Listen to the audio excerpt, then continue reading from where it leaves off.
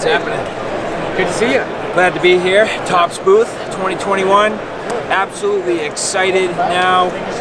You had thrown out a little teaser to the crowd. I think you said you'd have 5 or maybe 7 prototypes out on the table. I think this is some anticipated stuff. So what was the number? Was it 5 or was it 7? Well, I guess it depends. But technically it's 6. Yeah. We landed in the middle. But we've also got a couple of our custom shop knives that we're showing off here. These ones are going to be given away, and then as soon as that giveaway is completed, we'll do the actual opening sales for the custom shop.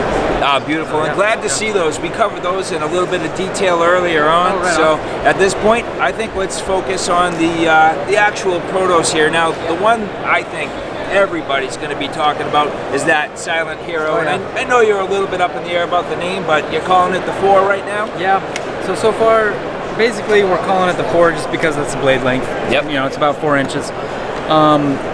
Anybody that knows the Silent Hero knows it's Black River wash, black canvas micarta handle.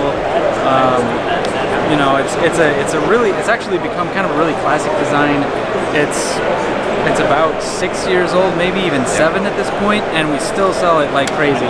So it makes sense that at some point we're gonna either make some other options or maybe another size. So that's what we're doing here.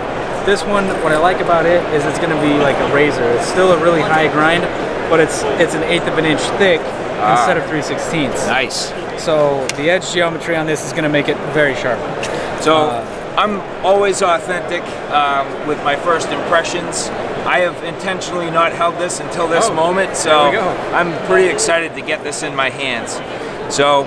And I do like that you went with the 1/8 inch stock. I think that's a wise choice for something of this size. This feels really nice. I love the handle. And the interesting thing is coming away from the original Silent Hero, you've done away with the choil. Yeah. So that was one thing that, and for me, and just in full disclosure, I always struggled a little bit with the blade depth on the original Silent Hero, but this completely takes care of that, and I think you're going to get a good functional length no matter what. So that 4 inch is a nice size. It's short enough. I think the choil would have detracted from the actual blade length to the point where it would have been useless.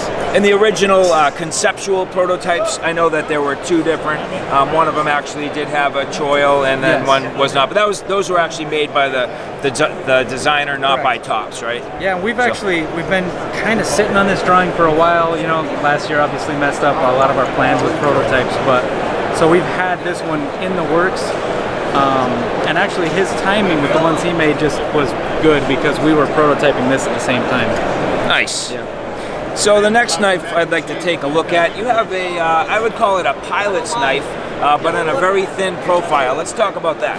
Yeah, so there's a guy that reached out to us, his name is Seth Brown, and we give him a hard time a lot, but he's a good dude. He's a WSO in the Air Force.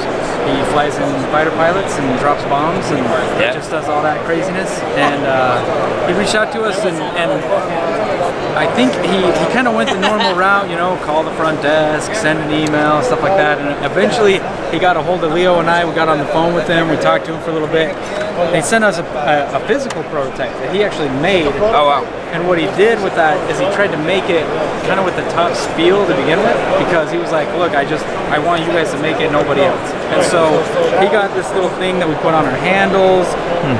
You know, he kind of got that Topps feel to it. It was black with black handles, you know, like the whole 9 yards. And so it gets to us and we're like, all right, we'll take a look at this. So we started working on this with him, and everything about this knife was designed to be slim profile, tight to the body, not taking up a lot of room. You know, especially if you're going to be like him, he's in a cockpit. He showed us some of the pictures, just like what's already on his vest, how much room he has to move, like what he can and can't do, and it's like, I'm surprised he can fit even this. Right. You know, there's just no room in those things. And so the idea here with this is that you've got a slim profile knife, but the handle's wide enough that you still get a pretty good grip on this, so that it's going to be comfortable for use. You know, it's got a pretty high grind. It's 3/16, so it's got a little more heft to it than that Silent Hero, for example. But the tread in the handle helps improve that grip, especially where it's a little thinner.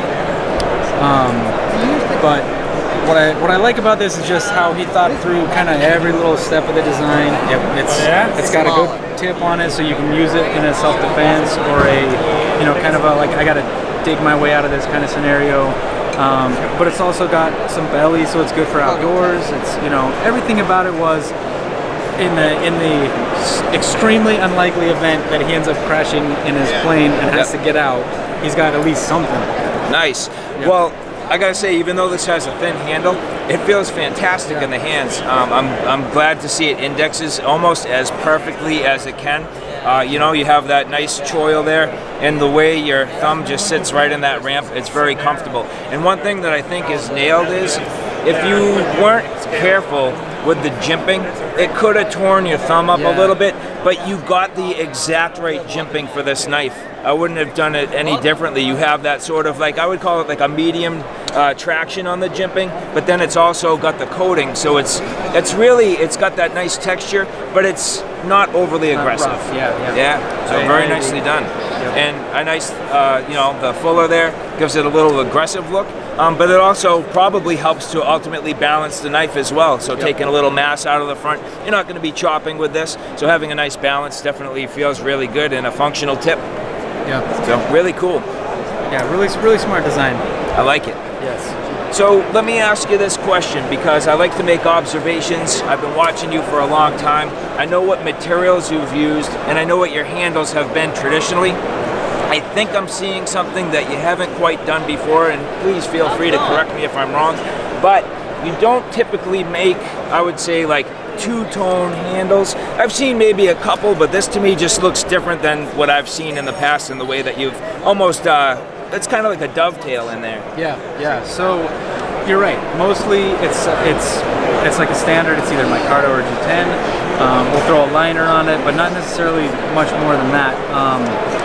A few years ago, maybe 3 years ago, we did the Viking Tactics knives. Right. That was one of our first attempts to kind of sandwich in a little piece. Yeah, I got you there. I forgot about those, but that's true. That's like the first ones. Yep. And so what's going on with this one is this is actually from a company called Marbles. Ah. Right. So they like historical marbles, like yes. Yeah, no kidding. So all of their stuff is real traditional. You know, it's a lot of polished blades, a lot of stuff with bolsters. Yeah.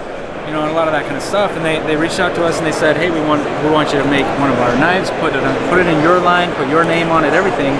And we were like, well, we don't really do the bolsters. And they said, you know what, that's great. We want you to do it the way you would do it. And so Leo was like, you know what, I'm gonna kind of marry what they do with what we do. And that's how that handle ended up getting done that way. It is fantastic. Yeah. It really is. I mean, that black liner makes it it's just so subtle, but you get that separation off of the tang of the knife. And I like your choice for the finish of the blade and the way that it goes obviously through the tang, and nicely done. Again, you end up with that fine little black spacer in there, but then the tan tied into the bolsters. And what would you call that? I mean, it's kind of a bluish, blackish.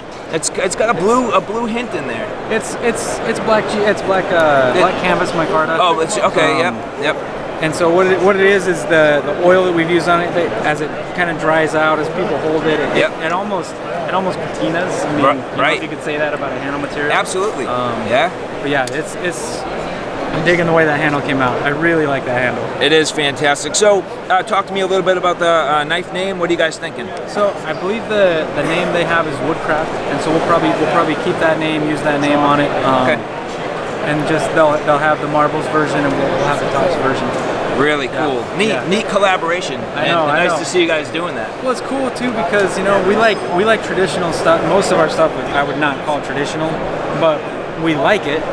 You know, and so to be able to take one of those and kind of put it into our line the way we would, it's just fun. Nice. I like this one a lot. Well done. Well, I know you got some more stuff on the table. We'll leave that to some other reviewers. But thanks for the time, Craig. Of course, man. Thank you. I greatly appreciate it. Yep. Always good to see you.